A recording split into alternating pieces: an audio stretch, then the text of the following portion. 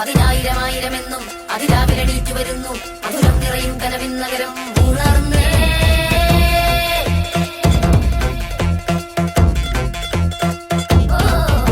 പതിനായിരമായിരമെന്നും അതിരാവിലെണീറ്റു വരുന്നു മധുരം നിറയും കനവിൻ നഗരം ഉണർന്നേ.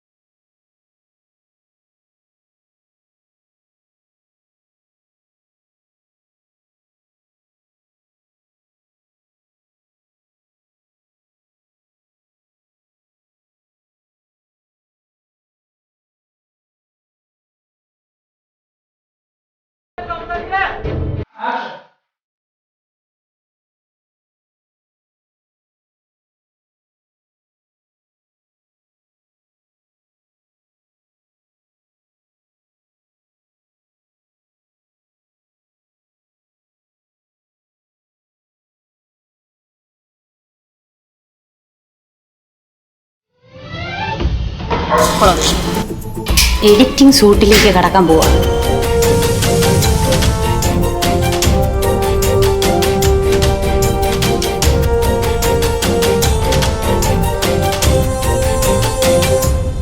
ഇവിടെ ഭയങ്കര വെടിയും പുകയും ഒച്ചയും അടിയിടിയും ബഹളവും ഒക്കെ കേൾക്കുന്നുണ്ട്. ഇതാണെന്ന് തോന്നുന്നു നമ്മൾ ഉദ്ദേശിക്കുന്ന സ്ഥലം.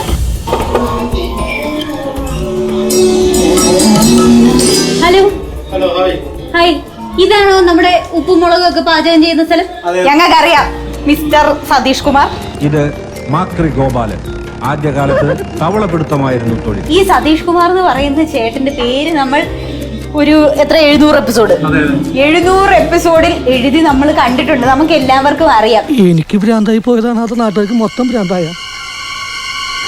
ഉപ്പും മുളകും എഡിറ്റ് ചെയ്യുന്ന സംഭവങ്ങളാണ് ഇപ്പൊ കണ്ടോണ്ടിരിക്കുന്നത്, ഇപ്പൊ ചെയ്തോണ്ടിരിക്കുന്നത്. ഈ എഡിറ്റ് ചെയ്യുന്നതിന്റെ ഏറ്റവും ബുദ്ധിമുട്ടുള്ള ഭാഗം എന്താണ്? ഇതുവരെ വലിയ ബുദ്ധിമുട്ടൊന്നും ഉണ്ടായിട്ടില്ല.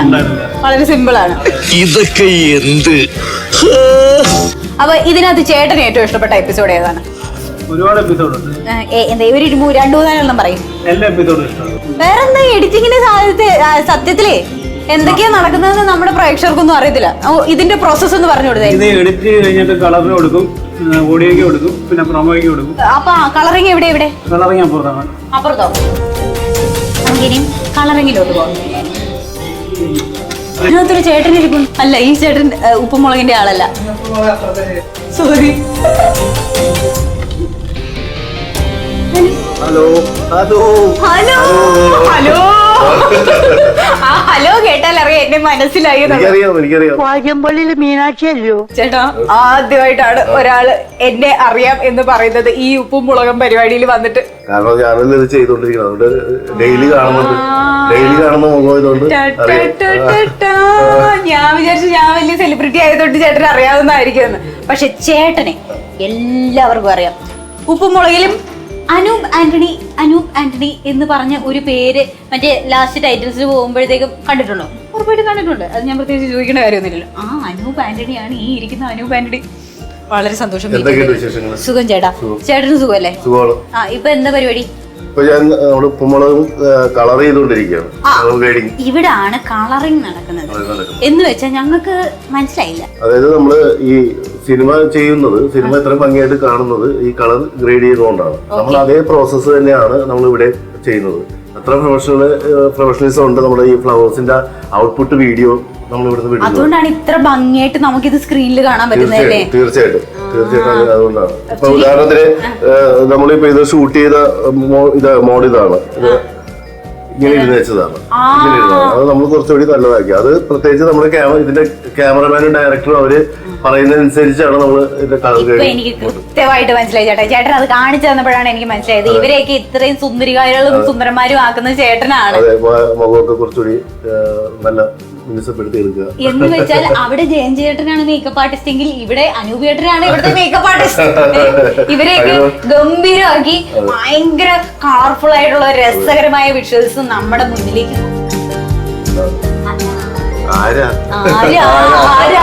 ഇരിക്കുന്ന അനുപേട്ട ഒത്തിരി സന്തോഷം.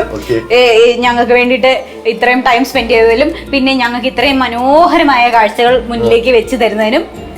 എത്ര എപ്പിസോഡ് ചെയ്തു? ഇപ്പൊ ഞങ്ങള് 704-ാമത്തെ എപ്പിസോഡ് ചെയ്തോണ്ടിരിക്കുന്നത്. അത് മുഴുവൻ ചേട്ടൻ തന്നെയാണ്. ഒരു 10 എണ്ണം, ചിലപ്പോ 10-15 എണ്ണം ഞാൻ ഉണ്ടാവില്ല, ബാക്കിയെല്ലാം ഞാൻ തന്നെയാണ്. ഈ 700 എപ്പിസോഡുകൾ കണ്ട ഒത്തിരി ആളുകളിൽ ഒരാളാണ് ചേട്ടൻ. തീർച്ചയായിട്ടും എല്ലാ എപ്പിസോഡും ഞാൻ കണ്ടിട്ടാണ് പോവാറുള്ളത്. അപ്പൊ ഉപ്പും മുളകും എന്ന് പറയുന്ന പരിപാടിയെ പറ്റിട്ട് ചേട്ടന് പേഴ്സണലി എന്താണ് പറയാനുള്ളത്? സത്യത്തിൽ ഇപ്പൊ എന്നെ സംബന്ധിച്ചോളം എനിക്ക് ഒരു ദിവസം കാണാതെ കിടന്ന് ഉറങ്ങാൻ പറ്റില്ലാത്തൊരവസ്ഥയാണ്. ഇപ്പൊ നമ്മള് ട്രെയിൻ പോകുന്ന സ്ഥലത്തുള്ള ആൾക്കാർക്ക് അതിന്റെ ശബ്ദം കേൾക്കാതെ ഉറങ്ങാൻ പറ്റില്ലെന്ന് പറഞ്ഞ ഉപ്പുമുളക് ഇല്ലാതെ എനിക്ക് ഉറങ്ങാൻ പറ്റാത്ത അവസ്ഥയാണ്. ഇല്ല, ആ ഒരു ഫീലിംഗ് എനിക്ക് കംപ്ലീറ്റ് ആയിട്ട് മനസ്സിലാവും. ആക്ച്വലി ഇങ്ങനെയുള്ള പ്രേക്ഷകരും ഉണ്ട്, അതുകൊണ്ടാണല്ലോ ഞാനിപ്പോ വന്ന് ചേട്ടനോട് സംസാരിക്കുന്നതൊക്കെ. അപ്പൊ ചേട്ടാ, താങ്ക് യു സോ മച്ച്. മുഴുവൻ കഴിഞ്ഞിട്ടില്ല എന്റെ സംഭാഷണം. ഇത്ര മതി.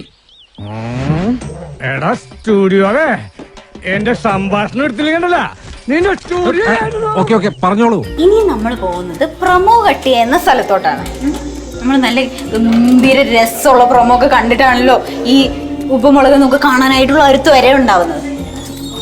ചേട്ടാ, ഇവിടാണോ ഉപ്പുമുളകും പ്രൊമോ?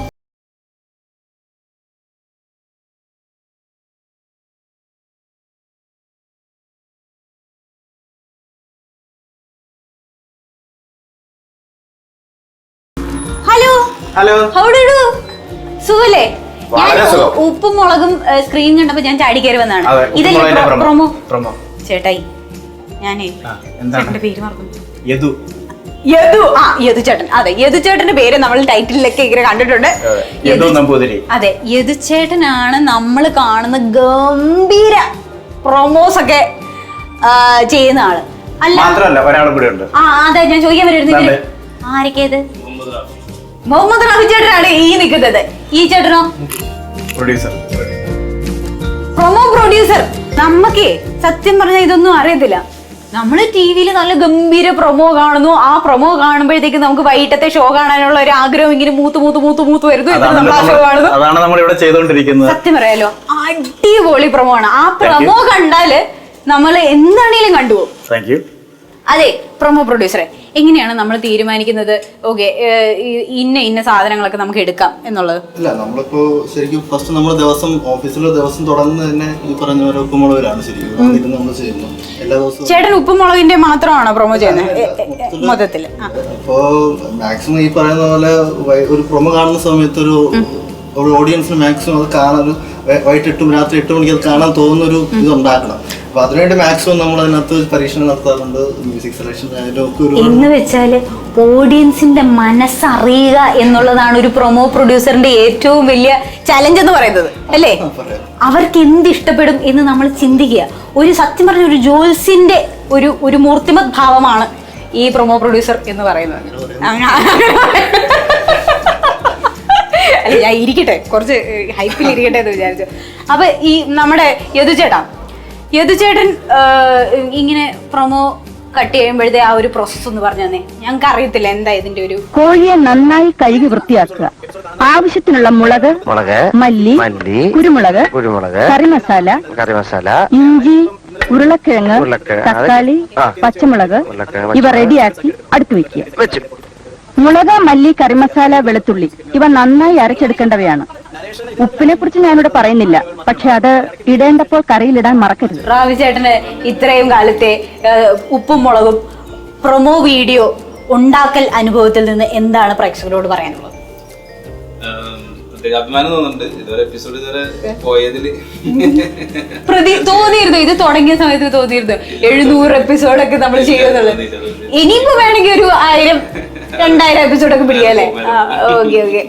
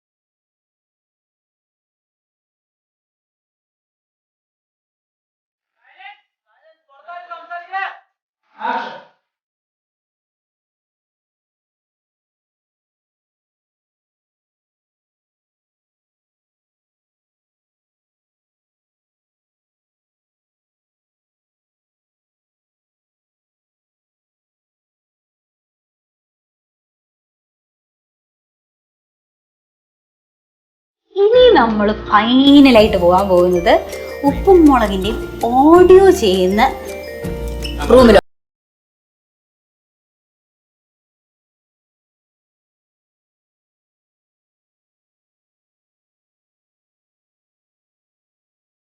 ഹലോ. ഹായ്. ഹലോ. നല്ല സുന്ദരൻ ചേട്ടനാണല്ലോ. ചേട്ടന്റെ പേരെന്താ? ടോണി ചേട്ടാ. ടോണിക്കുട്ടാ. ടോണി ചേട്ടനാണോ നമ്മുടെ ഓഡിയോ മുഴുവൻ ചെയ്യുന്നത്? ഓക്കെ. എന്താണ് ഓഡിയോയിൽ സംഭവിക്കുന്നത്? ഈ കാണുന്നതൊക്കെ എന്താണെന്ന് ഞങ്ങൾക്കൊന്ന് പറഞ്ഞു തന്നെ. ഇവിടെ സിംഗ് സൗണ്ട് എടുക്കുന്ന അവിടെ റെക്കോർഡ് ചെയ്താണ് നമ്മളിവിടെ ഫൈനൽ മിക്സ് ചെയ്യുന്നത്. ഓ, അപ്പം അവിടുത്തെ എടുത്തിരിക്കുന്ന സൗണ്ടൊക്കെ നല്ല വൃത്തിയായിട്ട് ഭംഗിയായിട്ട് കേൾപ്പിക്കുന്നത് ഞങ്ങളെ. ആ ഓക്കെ. അപ്പൊ അല്ലെ നിങ്ങളാണ്, സോറി ഞങ്ങളാണ്. അപ്പൊ ഈ മ്യൂസിക് ഒക്കെ ഇടുന്നത് നിങ്ങളാണോ? എഡിറ്റിംഗ് തന്നെയാണ്. ഓക്കെ. ഇവിടെ ജസ്റ്റ് ഡയലോഗുകൾ മറ്റേ ഇടയ്ക്കത്തെ എന്തോ പട്ടി കുറയ്ക്കുന്നു, ചീവീട് മൂളുന്നു, അതുപോലത്തെ സൗണ്ട് ഒക്കെ അത് നിങ്ങളാണ് എടുക്കുന്നത്? ആ ഓക്കെ. സിംഗ് സൗണ്ട് ആണോ ബെറ്റർ അതോ എങ്ങനെ ഡബ് ചെയ്തെടുക്കുന്നത്? സിംഗ് സൗണ്ട് തന്നെയാണ്. എന്ന് വെച്ചാൽ നമ്മുടെ ഉപ്പും മുളകും ഭയങ്കര നാച്ചുറൽ ആക്കി കാണിക്കുന്നതിന്റെ പിന്നിലെ ഒരു വലിയൊരു ഘടകം എന്ന് പറയുന്നത് ഈ സിംഗ് സൗണ്ട് ആണ് അല്ലേ? ഈ ഡബ് ചെയ്യുമ്പോഴത്തേക്ക് കുറച്ച് നാച്ചുറാലിറ്റി പോകും. ആ ഒരു ഫീൽ അപ്പൊ അവര് ചെയ്യണ ആ ഒരു ഫീല് ഒരിക്കലും നമുക്ക് വീണ്ടും ഡബ് ചെയ്യാൻ പറ്റത്തില്ല. ടോണിക്കുട്ടൻ എല്ലാം അറിയാം കേട്ടോ. Very good. അപ്പൊ ടോണി ചേട്ടാ നടക്കട്ടെ. Thank you so much. ഗംഭീരമായിട്ട് വർക്ക് ചെയ്യുന്നു. ഞങ്ങൾക്ക് ഉപ്പും മുളകും ഭയങ്കര ഇഷ്ടമാണ്, നിങ്ങളുടെ ടീമിനെ ഭയങ്കര ഇഷ്ടമാണ്. അപ്പൊ വീണ്ടും എപ്പിസോഡുകളൊക്കെ ഞങ്ങൾക്ക് നന്നായിട്ട് ചെയ്തു തരാം. ഞങ്ങൾ കാത്തിരിക്കും. ഓക്കെ. എന്തെങ്കിലും സൗണ്ട് ഒക്കെ വേണമെങ്കിൽ എന്നെ വിളിച്ചാൽ മതി. ഞാൻ നന്നായിട്ട് മിമിക്രി ഒക്കെ കാണിക്കും.